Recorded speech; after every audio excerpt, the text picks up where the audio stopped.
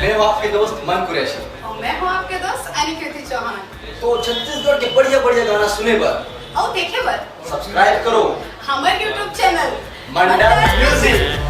बोल बमलेश्वरी मैया की जय।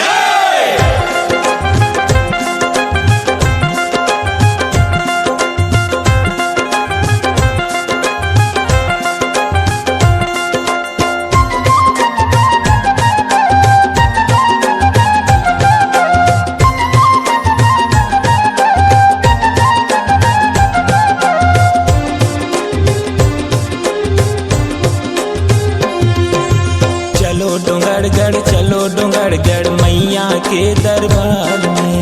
चलो डोंगरगढ़ मैया के दरबार में। चलो डोंगरगढ़ मैया के दरबार में। चलो डोंगरगढ़ मैया के दरबार में। बगलामुखी सही रूप है जेकर, बगलामुखी सही रूप है जेकर, बैठे बगवा सवार में। चलो डोंगरगढ़ मैया के दरबार में। चलो डोंगरगढ़ मैया के दरबार में।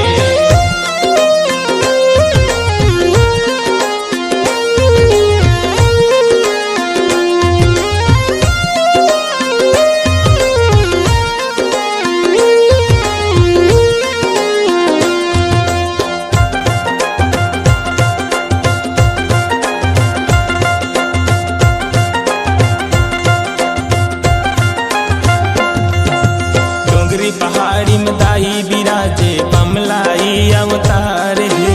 बमलाई अवतार है मैया, बमलाई अवतार है। रतन जड़े सुनहा सिंहासन नौलखिया के हार है। नौलखिया के हार है मैया, नौलखिया के हार है। छुटकी बहनी राधी माई के पाए माया दुलार है। पाए माया दुलार है मैया, पाए माया दुलार है। सबों के दाई आस पुराए, सबों के दाई आस पुराए बमलाई अवतार में। चलो डोंगरगढ़ मैया के दरबार में। चलो डोंगरगढ़ मैया के दरबार में।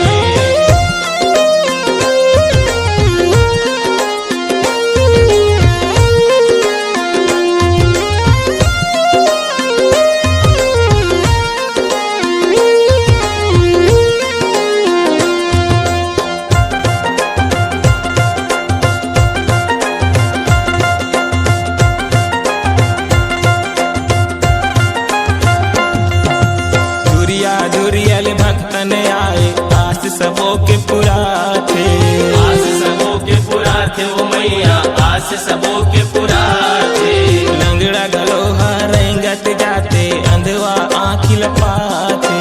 अंधवा आँखी लपाते ओ मैया, अंधवा आँखी लपाते। जेकर की पाले बांझ गलोहा कोरा मलाई का खिलाते। कोरा मलाई का खिलाते ओ मैया, कोरा मलाई का खिलाते। नवमी परब माँ मेला भराते, नवमी परब माँ मेला भराते, चैते महीना कुंवार में। चलो डोंगरगढ़ मैया के दरबार में। चलो डोंगरगढ़ मैया के दरबार में।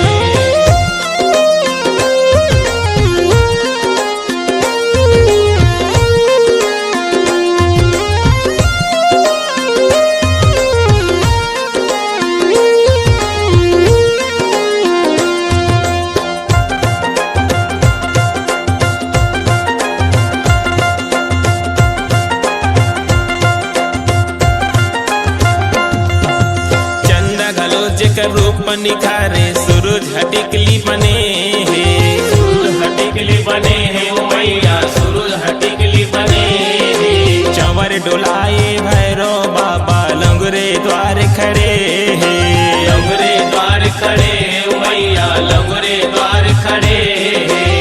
उठा करमला चल गजगा बोदाई की माया बढ़े। दाई की माया बढ़ेगा संगी, दाई की माया बढ़े। आस के बीरवा गोविंद लगाए, आस के बीरवा गोविंद लगाए, माया भरे संसार में। चलो डुंगरगढ़ मैया के दरबार में। चलो डुंगरगढ़ मैया के दरबार में। चलो डुंगरगढ़ मैया के दरबार